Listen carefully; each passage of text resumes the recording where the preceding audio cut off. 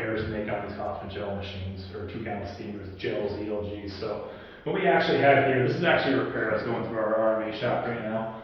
It's an ELG4, it's in here for a handful of things. The first thing we're going to show though is actually replacing the safety valve on it, okay? This is a pretty straightforward task. Luckily it's on the outside here, it's very easy to get to. For tools, all you're going to really need for this is a large crescent wrench, Teflon tape, and your replacement safety valve. If things go poorly, you may actually need a pipe wrench too, so you better have that handy. Okay? Typically you don't need that though. So we're going to walk through the test first. Anytime you do anything with these machines, make sure it's unplugged, okay? Secondly is you don't want to have any pressure on them, okay? So I'm going to open the vent valve. This is an ELG, so I would keep that open as well, but I'm going to keep that closed so it's out of the way, okay? That's the actual feed line on this ELG series boiler. Okay, so now we're ready to remove it. These are on there with a thread sealant, right? That helps it stay sealed with the steam, and it's very hard to break free, okay? I'm not gonna lie to you, I already loosened this one, so I'm gonna make it look way easier than it actually is, okay? So if you have two people, it's good to have somebody else holding the boiler so you don't try to rotate the whole thing. But what you're gonna do is take your wrench. On the bottom of these valves, most of them are Kunkel branded. There's a hex on there.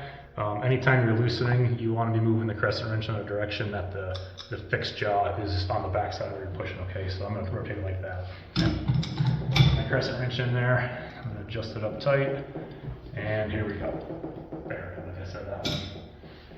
I already broke it loose, so it comes off pretty easy. I'm just going to rotate it all the way through until it gets to the point where it's loose enough I can rub it off with my hands, okay?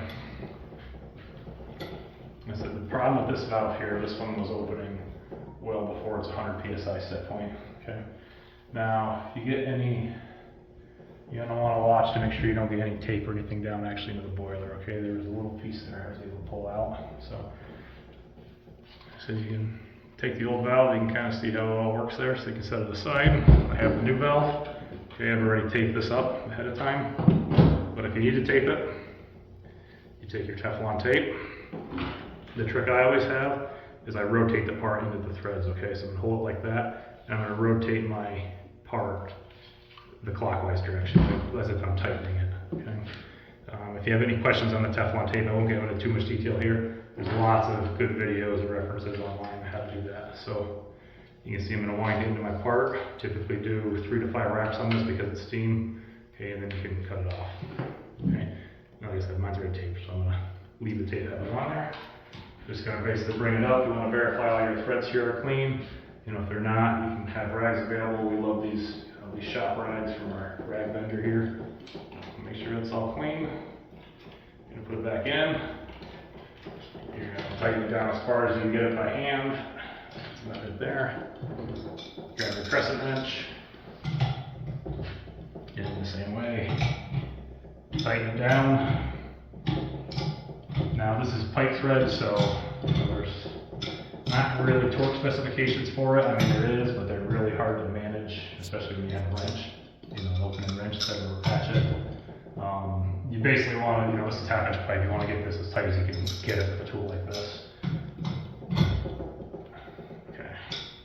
And then once you feel like you're getting it pretty tight, you want to stop with the valve facing the back of the machine like this, okay? That way if it does open, it's blowing the steam away from the operator, okay?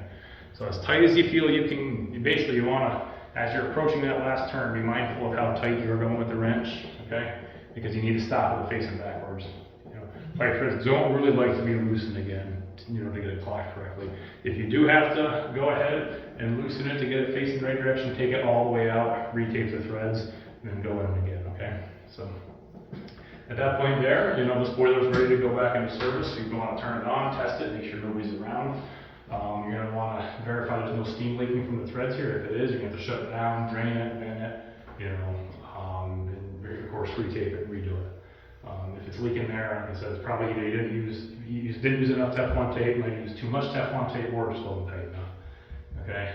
Once the machine is back up and running again, you're going to want to watch your pressure. Like I said, run your thermostat all the way up and get it as high as it goes and make sure the valve isn't opening, okay? These valves, they're 100 psi valves, but they have a 10% tolerance on them. I actually used to say that, these tags here, they have a 10% tolerance on them, so these things can actually open at 90 psi and still be within spec. That's why we never set our boilers higher than 90 psi at the factory. So, okay, so that was the replacement of the safety relief valve here on one of our 2-gallon Hoffman boilers.